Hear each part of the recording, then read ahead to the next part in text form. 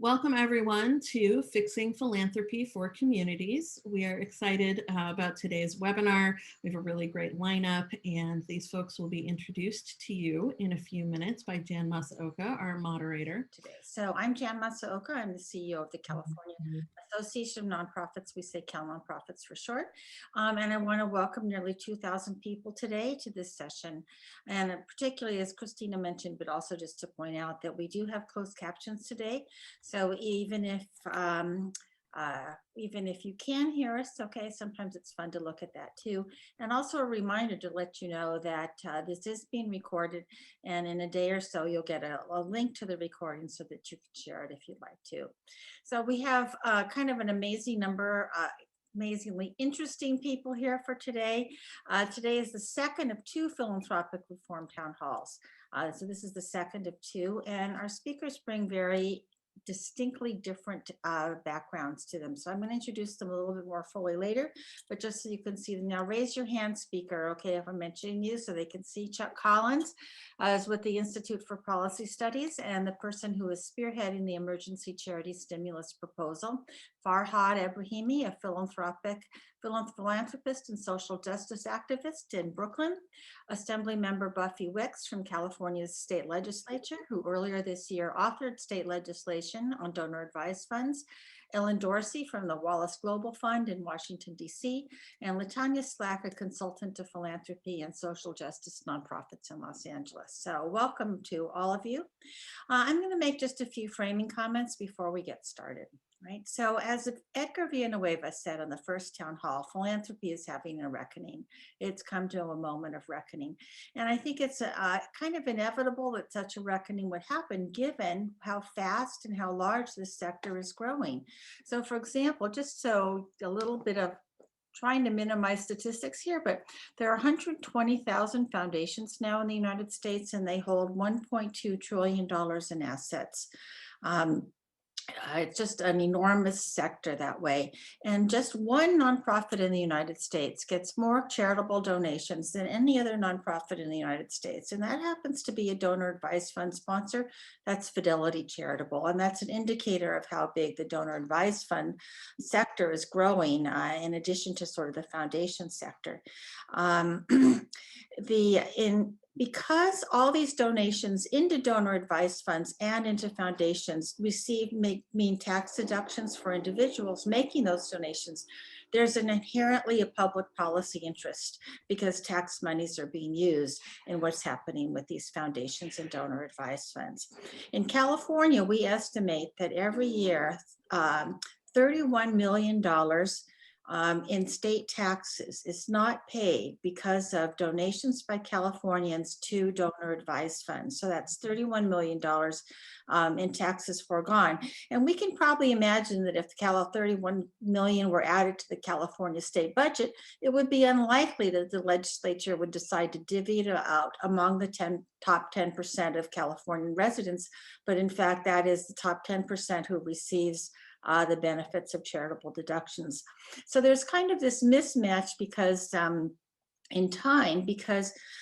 monies into foundations and into donor advised funds result in an immediate tax deduction for the individual making that donation. But in the case of foundations, they only need to give out 5% or more a year, or not give out, spend out, because their salaries and rent, et cetera, can count towards that. And in donor advised funds, there's absolutely no length of time they can keep it there indefinitely. So there's a little bit of a mismatch between the timing of the tax deduction, which is a cost to the public, and the benefit to the public, which would be the giving of that of funds from foundations and donor advised funds to active nonprofits. So I think that, all these things have resulted in what's really clearly a moment of reckoning, or certainly kind of the beginnings. We're seeing the beginnings of a philanthropic reform movement. And like any movement, right? There's a lot of activity and lots of ideas showing up, and over time, some of them will show to be really important, compelling ideas, and other ones of them will kind of fade away as trivial or kind of being on the wrong course. But we're at an interesting moment of time, and I'm hoping we all kind of recognize and kind of sharpen our eyes and ears to be alert to this movement as it evolves. Couple of indicators about how mainstream this movement has become. Maybe the most interesting one to me is that just this last month, Forbes magazine, which always rates the most generous givers in the country, right? Billionaires, who are the most generous billionaires, for example. They have changed their methodology for calculating that, and they are no longer including donations to foundations or to donor advised funds as something that they will count when they're counting up generosity. And in fact, what they're doing now is they're counting money out as opposed to counting money in. So that's can't get more mainstream than Forbes. So that's kind of an indicator, I think, of this idea.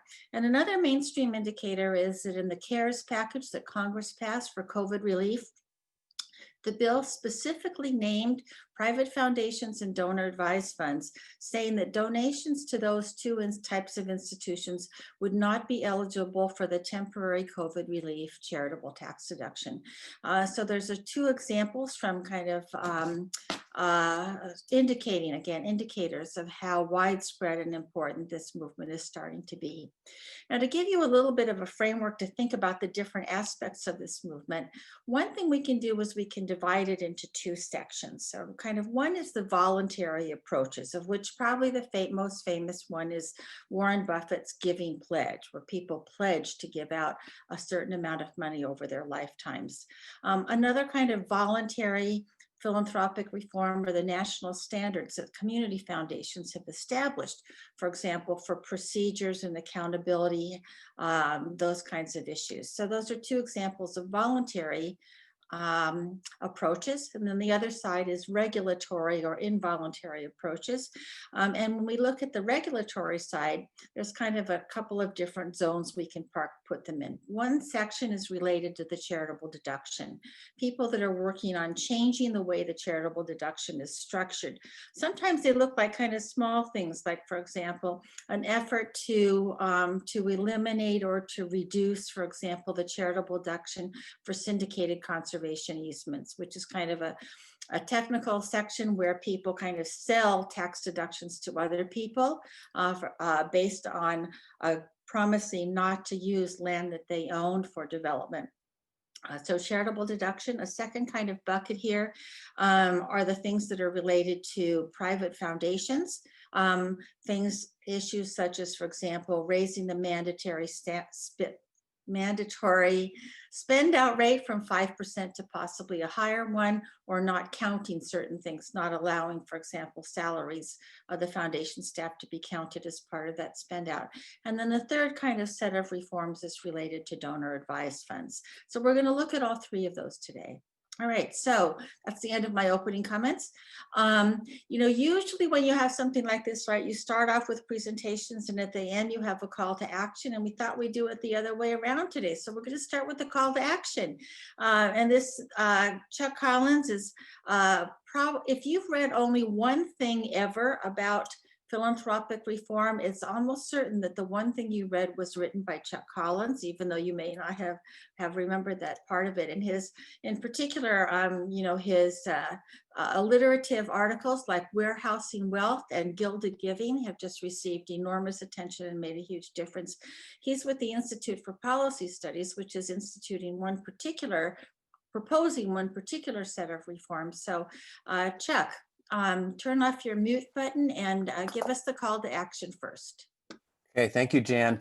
And if people don't know, Jan Masaoka and California Nonprofits has been a really important leader and voice in this charity reform discussion. Voulay, who moderated the first town hall, similarly, really critical leaders in this.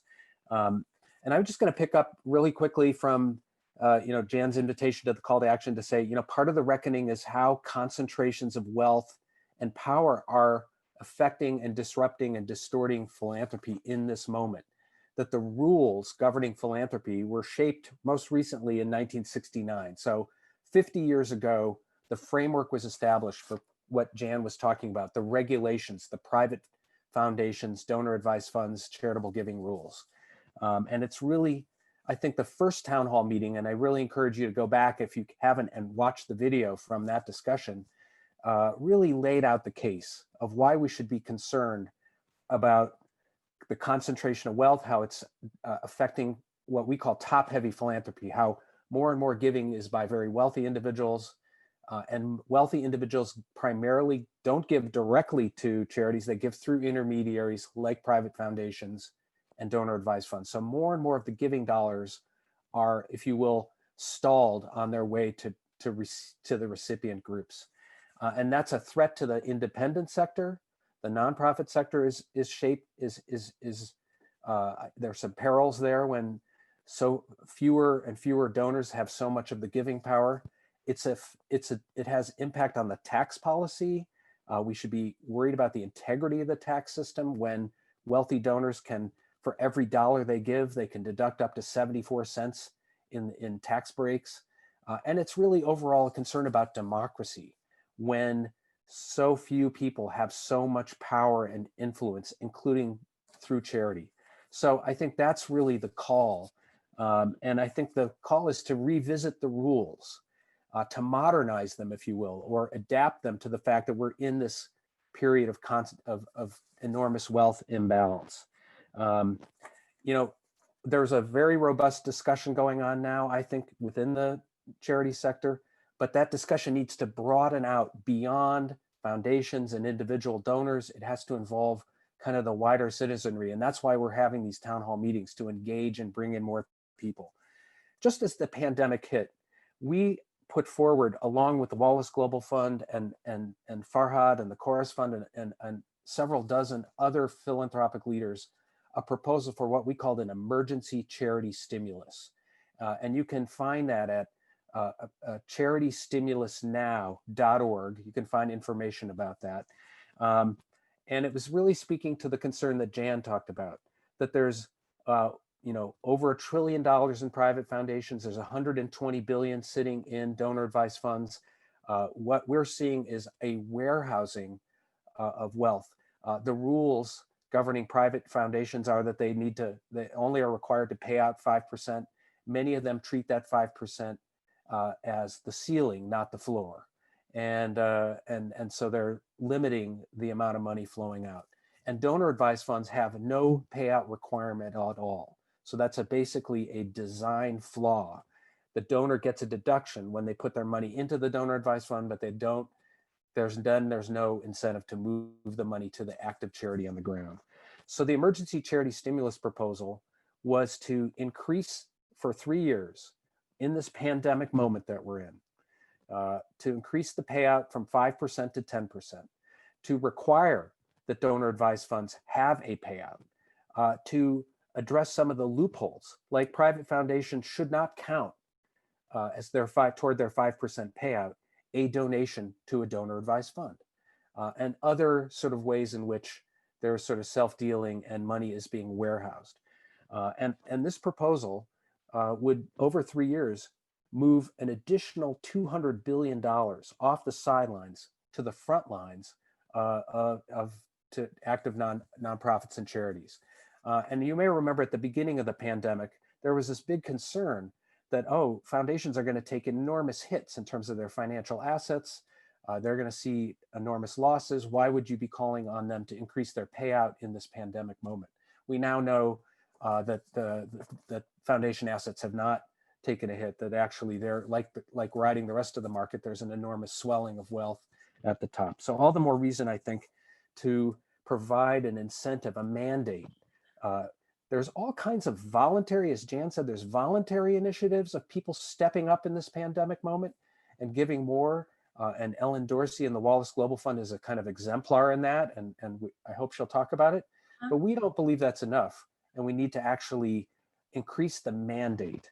The Congress needs to act.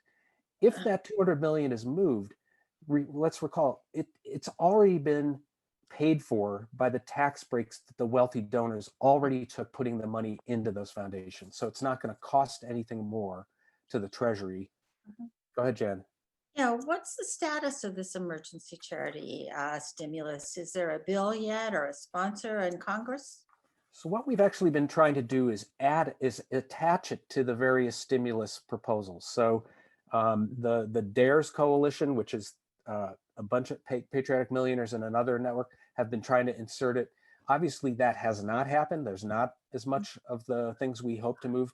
So the plan is when we get through this short term, the next couple of weeks, whether or not there's a new stimulus bill that does or doesn't include this charity stimulus. If it doesn't include it, we will introduce a freestanding bill and move that in the next session. But what's important is we really want to try to build support for that, as well as begin to sort of think through what is a bigger, bolder charity reform agenda going forward, in addition to the emergency charity stimulus. Thank you very much. It's really a pleasure to hear from one of the smartest thinkers in the country on this whole issue about philanthropy and its impacts on society. So next we're going to hear from Farhad Ebrahimi. He's the president of the Chorus Foundation, which he co-founded, or founded, I guess I should say. And he lives in Brooklyn. And when I first met him online, of course, he said something like, I'm a philanthropist involved in the transformation of my own philanthropic institution, which sounded like such an intriguing self-introduction. So Farhad, can you tell us about the movement, particularly the movement among wealthy individuals and donor advised fund holders to give more than the minimums, or of course, in the case of donor advised funds, to give something out at all? Sure. And for a little background, how I come to this work, as you might expect from the introduction, is through family philanthropy as a member of a wealthy family.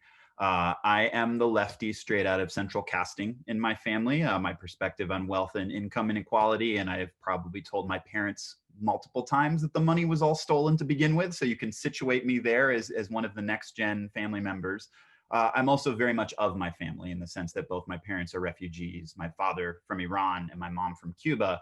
And so growing up in the 80s, just watching the news or reading the newspaper with them was a form of political education around anti-colonialism, around anti-imperialism, very much my lefty language, not necessarily the way they framed it.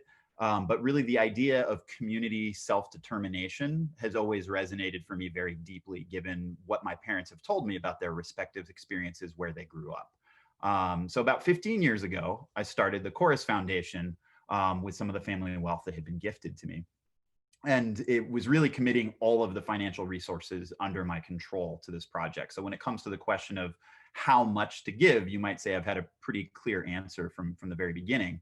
That having said, a lot about the foundation absolutely evolved over time. When the foundation was started, I admittedly had some challenges reconciling sort of my lefty politics with the project of philanthropy. And so I just sort of, put my head down and did what was recommended to us, which is, you pick an issue, you come up with a strategy. It's a sort of biggest bang for your buck kind of approach. And our issue was climate. But over time, the foundation became, rather than a single issue focus, much more of a strategic framework around power. It's informed what we fund, so efforts to build political, economic, and cultural power in communities that have historically had power wielded against them. So I mean, Black folks, Indigenous peoples, immigrants and refugees of color, as well as working class folks more broadly. But it's also, most importantly, it's about how we fund and how we engage with and frankly embrace the critiques of the philanthropic sector. I just want to name that it's possible to fund the right things in the wrong way. In fact, it's quite common. And so we've had a line of inquiry around how do we hold power accountably as a philanthropic institution, but ultimately, how do we figure out how to share power and how do we figure out how to let go of power entirely? And so my own reaction to a lot of what I heard other folks saying in philanthropy in terms of responses to COVID-19, don't get me wrong, like all of it was good news in terms of flexibility around reporting or extending timelines or removing restrictions, all these kinds of things. But from my perspective, we should have been doing all this stuff the whole time. We shouldn't have waited for a single crisis to galvanize us when there is an intersection of crises that our grantees have been dealing with well before 2020. So what does it look like in practice to approach this differently? I mean, we start, as folks have heard, I think, from a number of well-organized efforts in philanthropy around it, emphasis on building relationships and building trust. I mean, I think this is about the culture of our grant-making institution, which is to say it's about how we carry ourselves as people, but it's also about the processes and the structures. And so this is where I think, you know, long-term general operating grants to anchor organizations come up. And for me, long-term means 8 to 10 years. I don't think a 3-year grant is a long-term grant. It means, as you might expect, minimal application and reporting requirements, metrics and evaluation. We can have a whole conversation about that, but for us, it's really about reframing it to be, how do we understand and learn from our grantees' work, which really starts by asking them, how do they understand and learn from their work? And so again, shifting the frame of how a philanthropic institution exists in relationship to its grantees, where we are not identifying a strategy and treating grantees as service providers, but rather trying to be a legitimate support mechanism to them. And I see you raising a hand, Jan. Yeah, we get a couple of questions I think that were kind of worth addressing right now. So one of the things a couple of people have noted that, you know, asking people to give up power voluntarily doesn't happen very often. And even so, they're choosing in effect who to give power to. And do you see this kind of voluntary movement getting a lot of traction and making a difference in the big world of philanthropy, or is this still kind of a small but highly visible group of people? I think it's a yes, and I think there has been an increased appetite for folks have asked, you know, a number of the folks that I work with in philanthropy, we get asked to speak all the time on wonderful webinars such as this one. So there's a clear appetite for these conversations. And I'd say it's wide ranging in terms of what kinds of spaces it takes place in. It takes place in family philanthropy. It can take place in issue-focused philanthropy, even amongst political donors, or even, you know, progressive like impact investors and folks like that.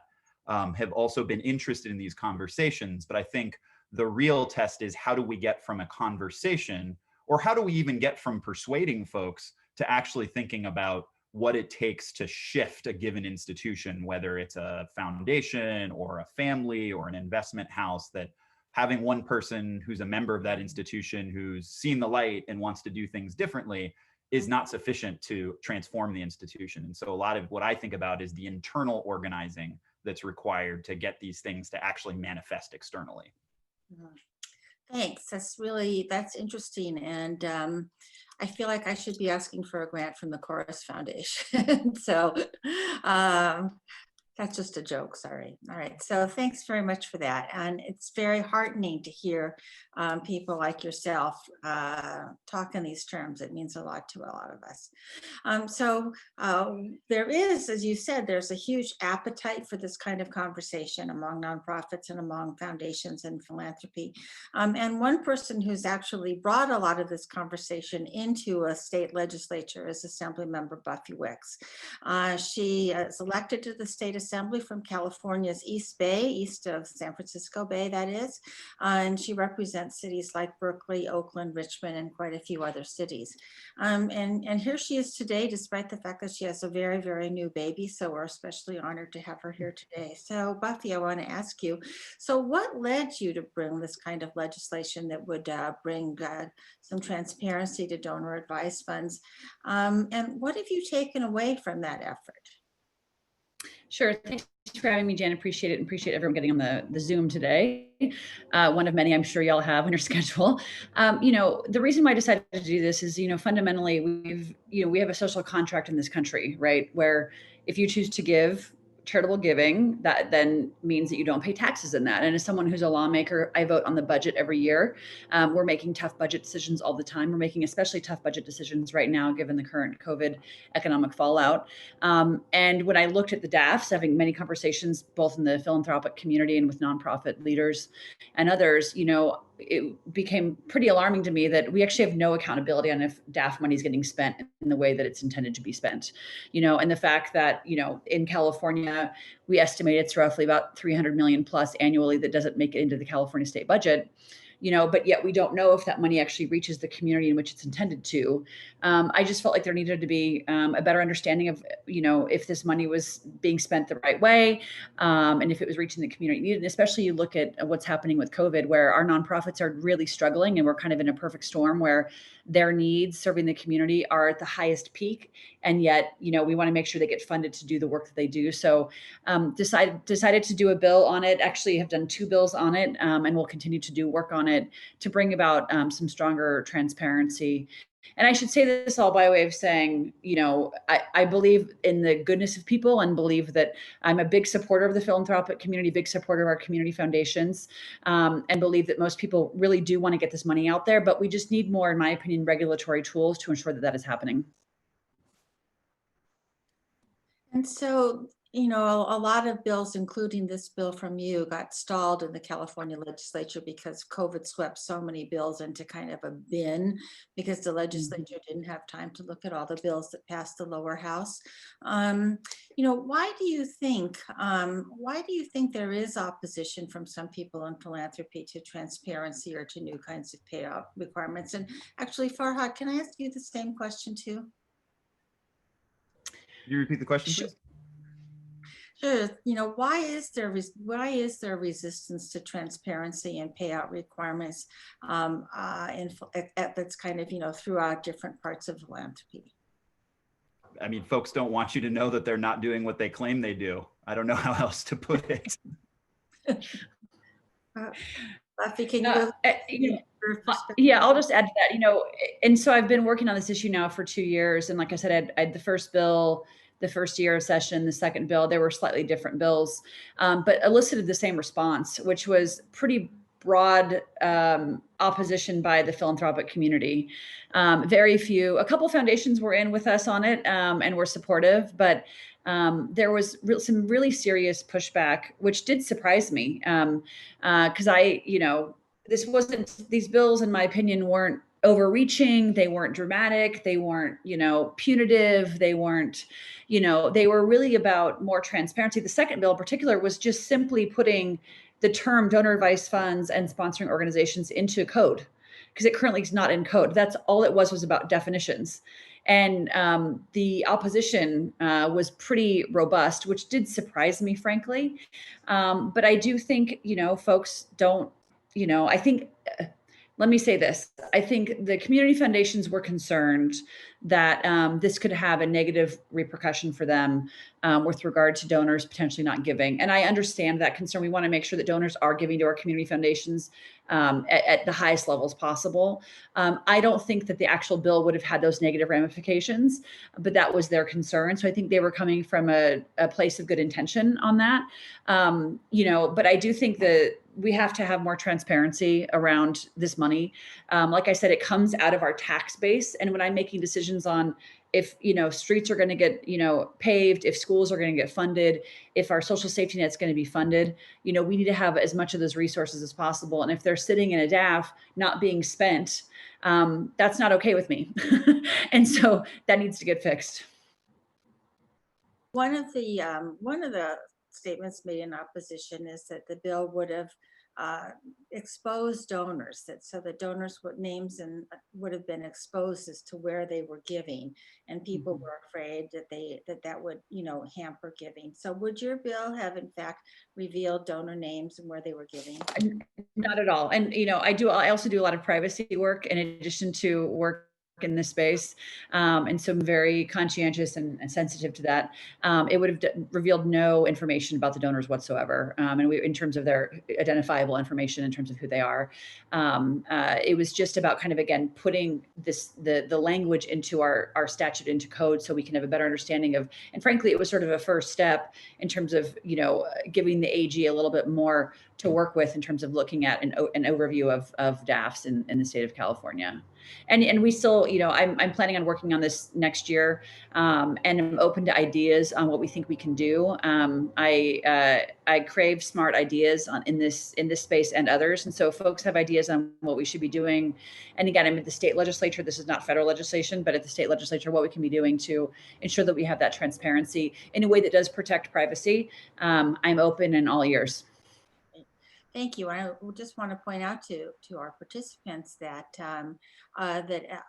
Assemblymember staff is also on this call. So if you want to put your suggestions in the chat box, we will all be taking note of them. So we appreciate that. Okay, so now we're going to jump coasts, go to Washington, D.C. Ellen Dorsey is the president of the Wallace Global Fund. She's going to be talking to us about, from the perspective of a private foundation, what she brings to this question about a philanthropic reform movement. So Ellen. Great.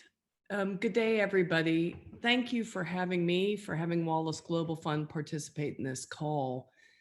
This is a critically important discussion, and it is one we must have widely across philanthropy so we can embark on significant reforms about how we give, how much we give, and how we invest our endowments.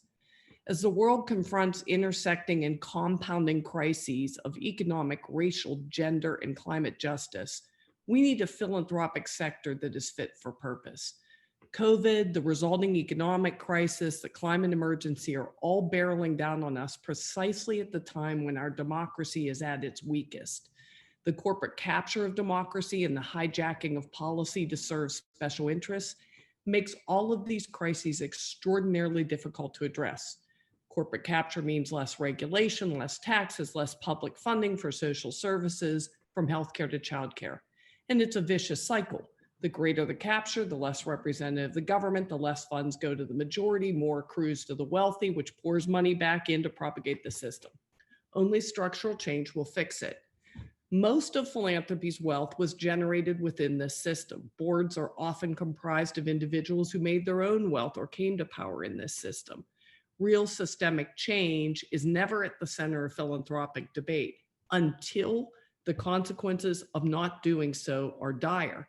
But the consequences of not doing so are now dire, and the evidence is abundant and becoming more so every day. The result of our political and economic systems being broken is in front of us. Correspondingly, we are witnessing the most significant social movement in our lifetime, certainly in my lifetime, perhaps, and that's long, perhaps ever. Truly intersectional, born out of the murder of George Floyd, tackling racism, economic injustice, misogyny, and the climate emergency, led by young activists standing together across issues, calling for deep systemic change. So we're at a profound crossroads. Philanthropy can support these movements at scale to build power and achieve the change required, or we can conduct business as usual. What would it take to see these movements succeed? We need to fund movements, not just professional NGOs working in issue silos. We need to support them at scale to win, which might require us paying out more than the 5% or spending down entirely over the most critical decade this planet may ever witness. We need to align our goals, our investments with the goals of movements. How can you be in fossil fuels and fight climate change? How can you invest in private prisons and say Black Lives Matter? And ultimately, we need to champion an economic system that levies taxes, that produces more revenue for government, that works for people, is guided by regulation to break up monopolies and allow Main Street to flourish, knowing it will limit ultimately the extreme wealth that will be accumulated. The foundation I work for is trying to do this, albeit imperfectly and with very limited resources. Our mission is to support people-powered movements to advance democracy and rights to fight for a healthy planet. We fund globally in sub-Saharan Africa and in the US to promote democracy, to check corporate power, to advance a safe and just environment and support women's rights. Our investments are 100% mission aligned, and we support community-led impact investments, returning value or accepting fair returns versus market or rapacious returns. When confronted with the COVID economic crisis, knowing that the climate emergency was still continuing to bear down on us, and our government, along with many others around the world, were veering towards fascism, we knew more of our resources would be needed. We also knew that many foundations would retrench their giving precisely at the time they needed to give more, as had happened in past economic downturns. Many went retrenched in their giving to retain their 5% payout, the mandatory minimum, the floor. This will be unconscionable when the needs were the greatest. Our foundation's donor was Henry Wallace, Vice President of the US under FDR and former presidential candidate for the Progressive Party. And we try and stay pretty true to his values. In March, our board made the decision to move quickly and commit to pay out 20% of our endowment this year. We quickly called on other foundations to join us. We also knew it would be likely that only a small handful would significantly increase payout. And I give a huge shout out to Chorus, Libra, Mary Babcock Reynolds, and others. Concerned it would not be sufficient, we partnered with Chuck at IPS and Patriotic Millionaire, Scott Wallace, my board chair, began calling for an emergency charity stimulus to lift foundation payout from 5 to 10% for 3 years. 3 years. Not a permanent increase, although this must be discussed as any part of a serious effort to reform philanthropy and produce real systemic change. And over time, with just a 3-year lift in the payout, most foundations could easily return to the same level endowment payout. So let me ask you, whose money is this? We receive charitable tax status to serve the public good. Is paying out a minimum of 5% when returns have soared over time way past that level acceptable? Is it in service of the public good or investment professionals? Why are we squirreling away our acorns now? Could there be a colder winter? COVID, economic and racial injustice, neo-fascism, the climate emergency. Let me also ask you, is it okay to invest in complex financial instruments, often not transparent, or drive the worst corporate behavior that's wrecking our planet and driving human rights abuses? Please see me if your foundation has not already divested from fossil fuels and invested in community-driven just transition. And to wrap up, at this moment in time, when we have powerful movements demanding change, are we being responsive? Or are we looking the other way and continuing business as usual? If ever there was time for a fundamental overhaul of how we think about, regulate, and practice philanthropy, it is now. Thank you. Thank you, Ellen. I have to say that there are lots of people in the chat room saying things like how refreshing or thank you for your clarity.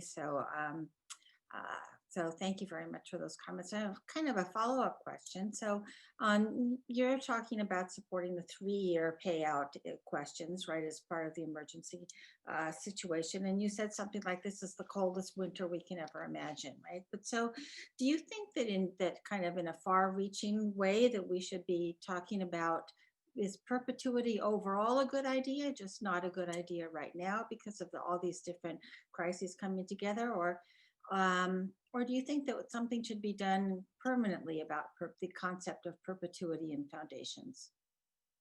Well, our foundation is not committed to perpetuity and has not been. We have been spending way above 5% for many years.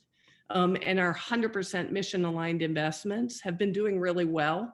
So we've been able to give out way above and beyond, and yet we're still on a spending down trajectory. I don't understand why perpetuity in itself is a value, particularly in a system that is creating and accumulating great wealth to the top, which continues to drive into philanthropy. From my perspective, we need an economic system that taxes more fairly. We probably wouldn't have the same levels of philanthropy, and we would have government that would have more resources. So while we don't have government that has those levels of resources, why are we committed to this notion of perpetuity? And most importantly, I think the notion that a 5% payout is what we should be doing when we know historically over time returns come back to foundations and donor advised funds that are way above 5%. There's even a more fundamental question. Why are we growing these endowments? Why are we growing financial institutions within philanthropy, also in academia and other institutions as well, all governed as not-for-profits and receiving charitable tax status? These are all critical questions that I believe our current system begs an answer to. Then you lay on top of that We have 1 decade left to turn around the climate emergency. We've never, ever faced an existential threat to humanity like we do today. So that rips that question even wider open. So let's have it. Let's have this debate.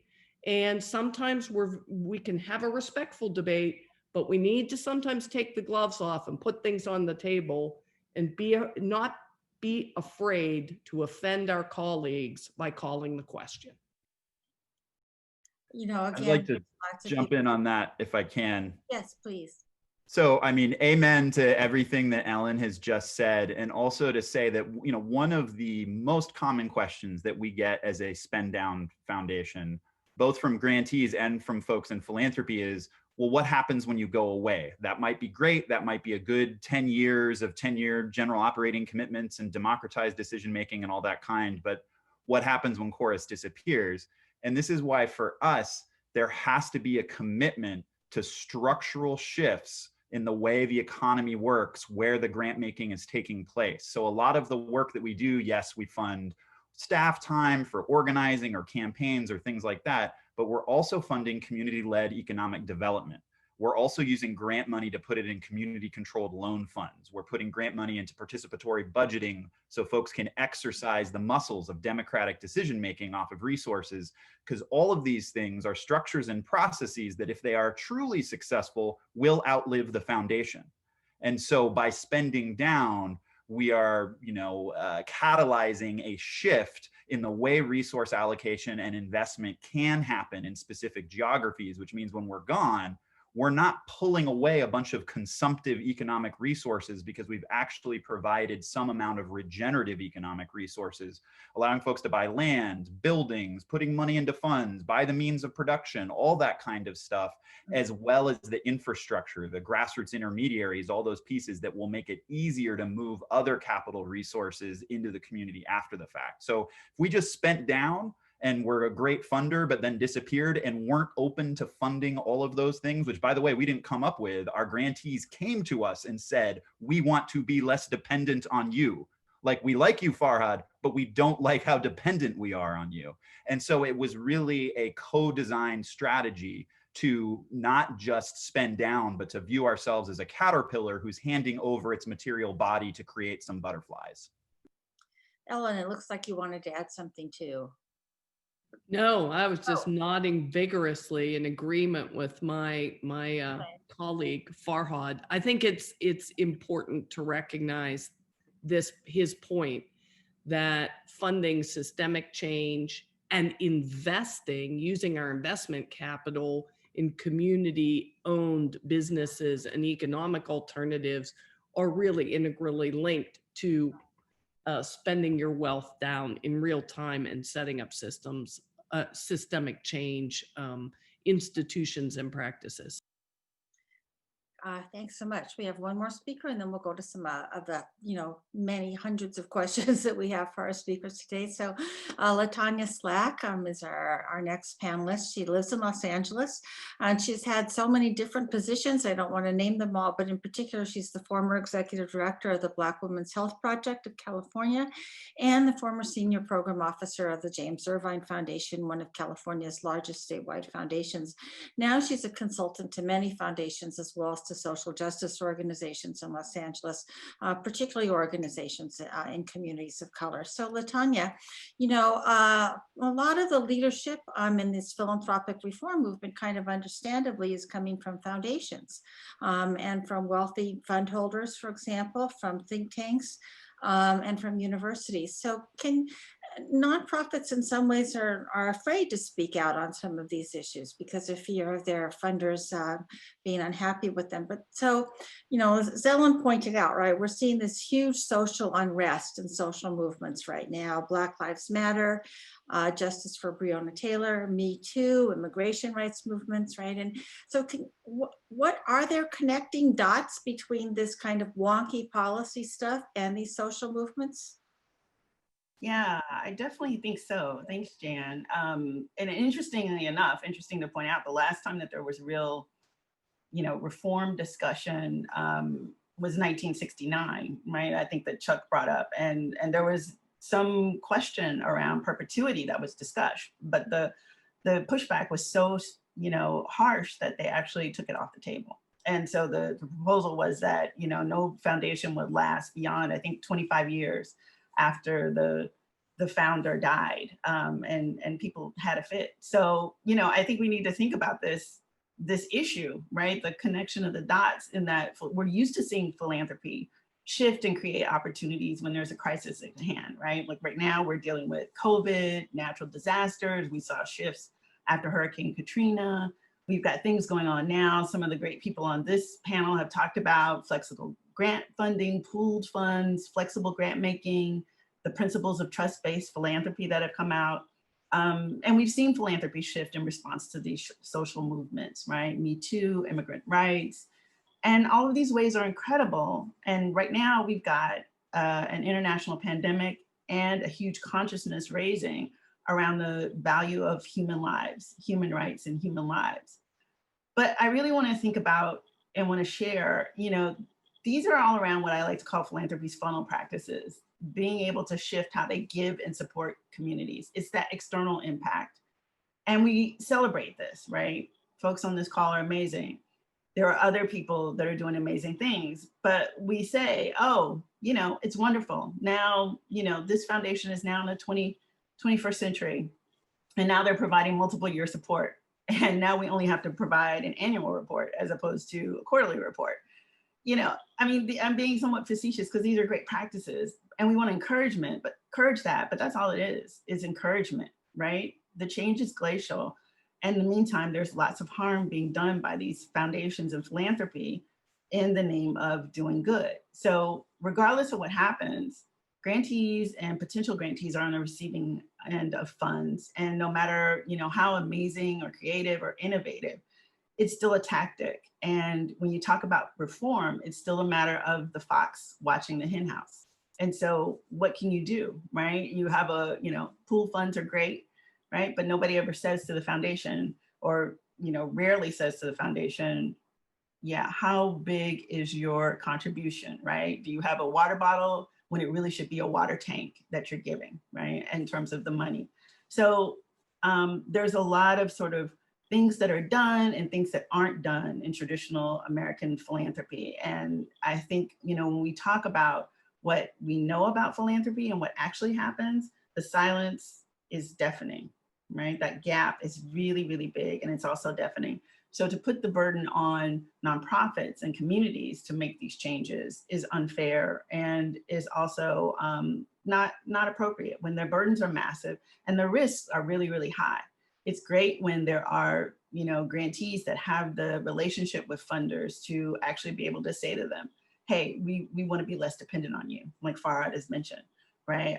We want to be able to have this, but that kind of relationship isn't what happens often. And it is a huge, huge way that we have created this, this community of secrecy, things that people say and things that people do that makes a difference. And so I think that as we look at what these regulatory reforms are and hearing about the pushback that happens and the funders and all the different people who resist this, that we really have to push more in terms of how do we actually get change to happen? What are the burdens and who should bear those burdens? So Latonya, what advice would you have for nonprofits that want to get involved in something like this, but they don't have a safe venue where they think that they could talk about it? And I don't mean just philanthropic reform, right? But about all of these larger ideas you've brought up as well. Yeah, it's tough. So I think, connecting to other nonprofits, so there's safety in numbers. I think connecting to funders who are willing to listen and advocating with them to advocate on your behalf, but also on the sector's behalf, I think is really important. I think also supporting ways in which you can find those individual advocates, right? Individual advocates within the system. But someone mentioned earlier, we've had a lot of representation. We've had significant changes over the past 20, 25 years. There are more leaders of color, more indigenous, BIPOC folks leading foundations than in the past, right? There's more on the board, but there's something about the system that is set up that is fundamentally, and it comes from how foundations were initially set up and what they were for, right? In terms of, how this country was founded when we talk about white supremacy and white supremacy tactics. So there's something about that structure that is inherently set up to move. So my question is, what are the values, right? We see our community-based organizations and nonprofits talking about what are the values and really challenging the systems that we take for granted here in the United States that we say are valid. And so getting foundations to actually look at that and challenge themselves and challenge their values is also really important. Thanks. So I want to turn make sure that we keep our conversation on the public policy side and not just on foundation practices, because I think that's kind of the framework for today's discussion. But, I want to kind of ask kind of everybody, right? So one of the reforms that's been proposed also and has happened in some states is to give a higher level of tax deduction to donations to certain kinds of causes, like homeless shelters, for example, or various anti-poverty kinds of causes. As a public policy, I mean, does that sound in line with what people are talking about in terms of changing who gets money? Is that a reform that we should be pursuing? You can tell this wasn't a question submitted in advance, or they would all have answers. Chuck, let's start with you. Well, I think there are a bunch of proposals out there that are how do you create incentives for more people to get back into giving? With the Trump tax cut, we're really at 10 or 11% of the wealthiest part of the population are the ones who take the charitable tax deduction now for giving. So what about everyone else? And that's the concern. Giving by low and middle income givers has been steadily going down. Giving by the wealthy has gone up. So my own view is there's a bunch of proposals we should look at, but the underlying issue is inequality, that wage and wealth inequality has disenfranchised. People are economically insecure. That's why they're able to give less money. And the reality is lots of working and middle-class people give generously. They don't always get deductions for it, and they're not thinking about deductions. So I'm all for kind of figuring out if there's a mechanism that gets more people into giving. Mm-hmm. But I think the underlying problem is really about a deeper level of inequality. Other thoughts about that idea?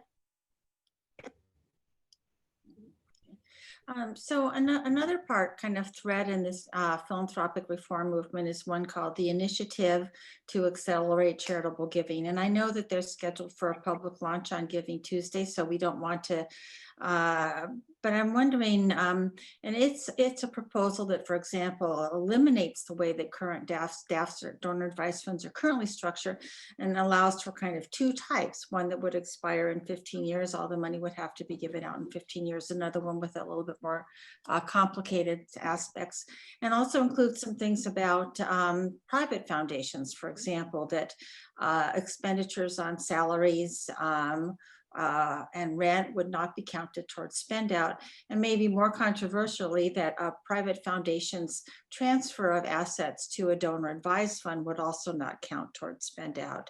So this is kind of a different set. So I'm wondering if people might talk about either about that initiative or about those two ideas, converting DAFs into a different kind of instrument, or prohibiting certain things from being counted as part of spend out. Assemblymember? Sure. I mean, I think DAF to DAF giving is something that, in my opinion, needs to be seriously looked at, because you're just sort of moving money around, but is it actually getting down to the community where the needs are? I'm all about putting all policy ideas on the table and figuring out what makes most sense. I know we've looked at, a deferred tax benefit until the money's actually spent.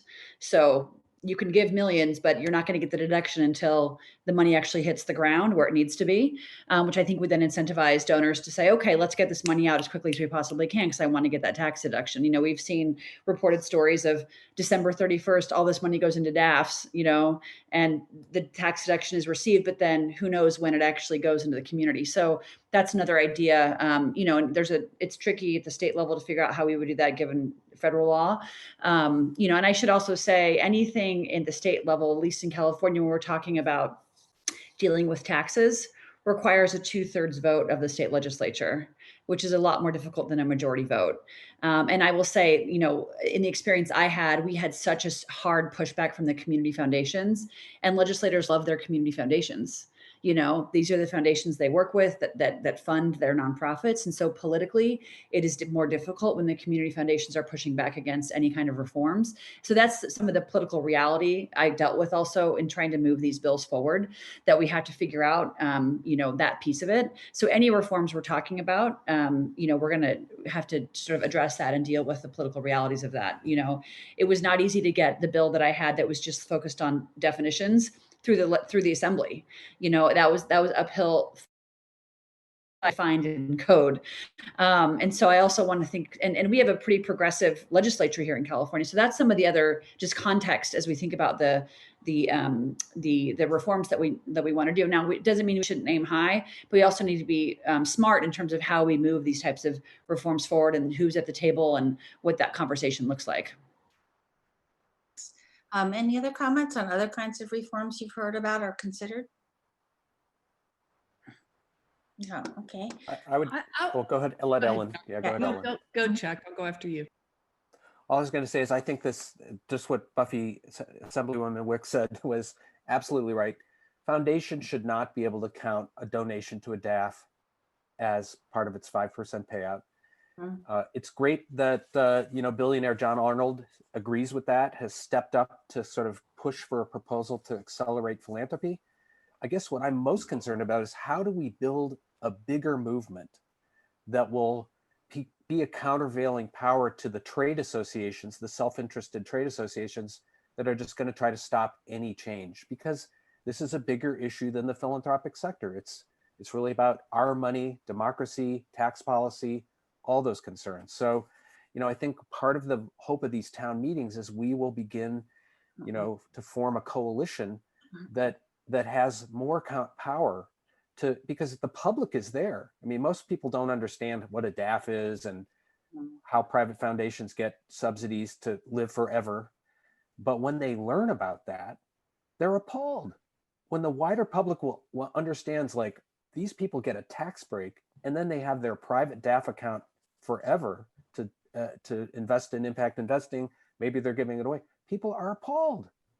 The polling shows. So the public is, I think there's an appetite for a deeper set of reforms that will go beyond, you know, we will see a robust debate and lots of incremental proposals put on the table. I think we need to have a conversation about what's a bigger systemic reform of philanthropy look like. How do we update 1969 and protect democracy, taxpayers, and the nonprofit sector from big philanthropy? Ellen, it looks like you wanted to say something on this topic as well. Yeah, I don't want to distract from where Chuck was going with this comment, but I do think it's important that we, as we think about a philanthropy reform agenda, that we include how philanthropy, how endowments invest their money. This is a critically important issue when foundations are investing in the companies and the systems that are driving the problems with the vast share of their assets that they're then making grants to ask organizations to clean up. So there's a profound inconsistency there. And a little known fact is that foundations have also declared their program-related investments where they could get a return against their 5% payout in the past as well. So we really need to look at the whole institution, not just the grant-making side of the house. And but our foundation helped drive something called Divest, Invest Philanthropy, calling on foundations to get out of fossil fuels. You can't imagine the pushback we got, even from climate funders. Insane. So I don't want to distract from Chuck's bigger point, though, that we need a movement to challenge philanthropy. And it's going to require peer-to-peer pressure from foundation staff and trustees to challenge other institutions, but it's also going to require movement and NGO pressure. And we need, the allied funders need to help with that. And so count us in. So Ellen, one of the, you've mentioned you had earlier said looking at how we give, how much we give, and also how we invest our assets. And so, one of the arguments for donor advised funds staying and for private foundations staying in perpetuity is that sometimes that their assets are invested in positive social change, however we want to define, however the foundation chooses to define that. So does that, how do you respond to that argument that actually we need these assets to be invested in, in research, for example, about solar power rather than being given out to nonprofits? Well, first of all, you can invest in with your endowment capital. You can get return of your capital. You can get fair returns. You can even get market returns while understanding the environmental and social impacts of your investments. And I think far too often foundations and donor advised funds are not investing with an environmental or social lens. I think the evidence is pretty clear they're not. The vast majority are investing in very traditional ways. And it certainly, we need to interrogate that practice and whether our investments are serving the public good, because the whole institution receives charitable tax status to serve the public good. And you can still get return on your investments that's acceptable and fair. So that's another whole debate, but the evidence is pretty clear that the vast majority invest traditionally, meaning in the broken systems that are driving all the problems we've talked about today. So it's interesting because on one hand, we're talking about some really specific kind of doable or legislative proposals, and at the other time kind of people are using these very large systemic approaches towards philanthropy. So trying to figure out, I think for the almost 1,000 people on today's session, and we had people registered, by the way, today from 46 states, I think it is. So it's not just kind of it's not just from a couple of different areas of the country, how to take something away from this, right? So particularly if you're I think if you're a funder, there's been some really intriguing, compelling comments about what to talk to other funders or ask about, for example, or to think about. But I'm going to ask each one of you, maybe if you can say kind of something that a nonprofit or a foundation or an individual donor should be thinking about is something that they could do, in the near future. And so actually, could we start with you, Farhad, on that?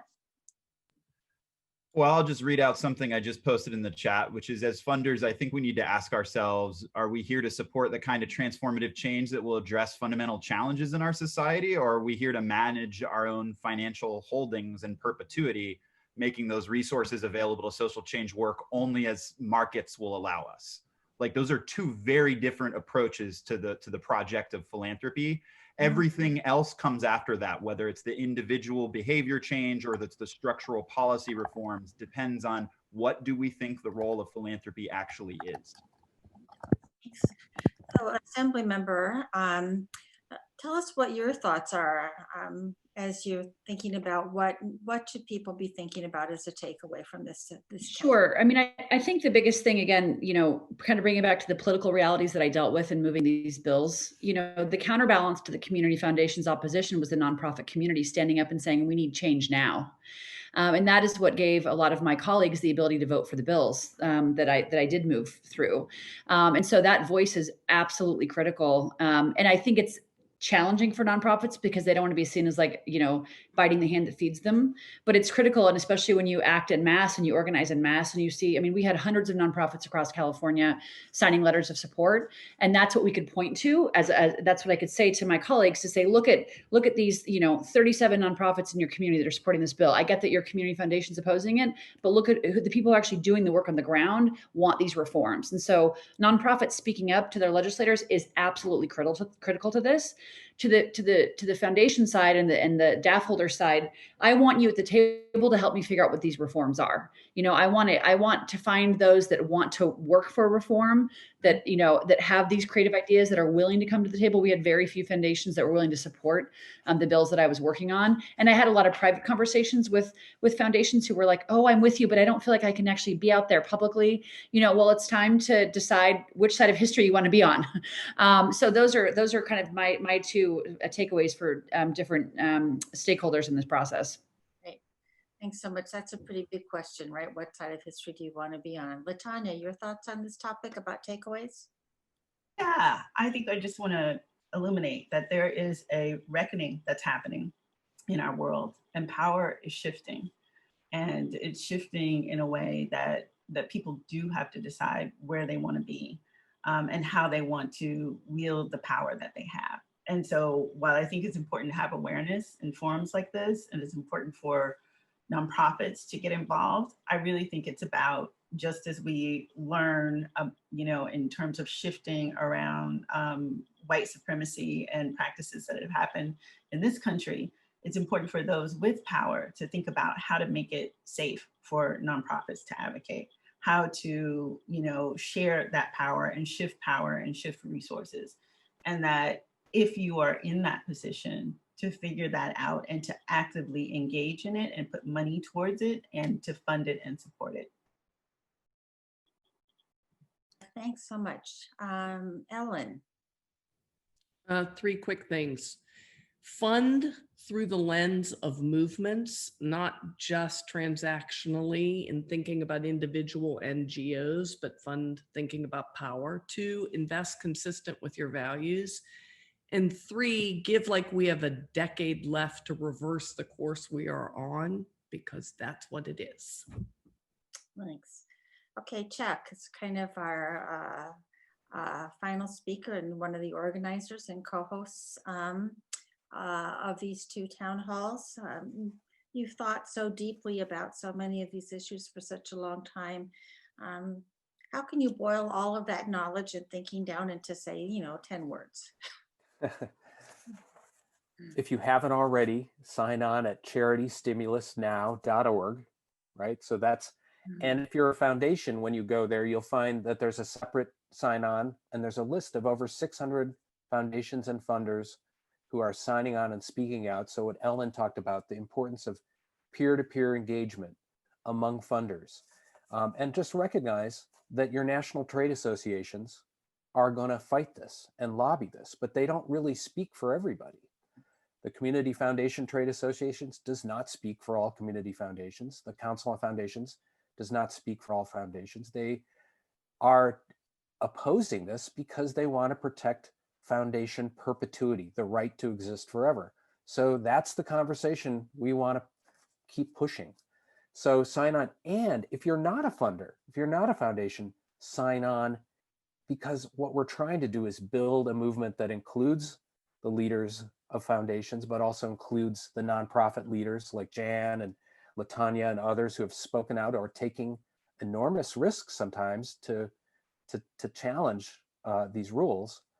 But we need to build that bigger tent. And so let's think of this as the beginning of a charity reform coalition. We don't know what we'll call it, but we are trying to find a steering committee. But Jan and Edgar Villanueva and Boulay and others we're kind of meeting, and let us know if this is something you can lend your time and energy to building. I think that's it. But charitystimulusnow.org is a good starting place.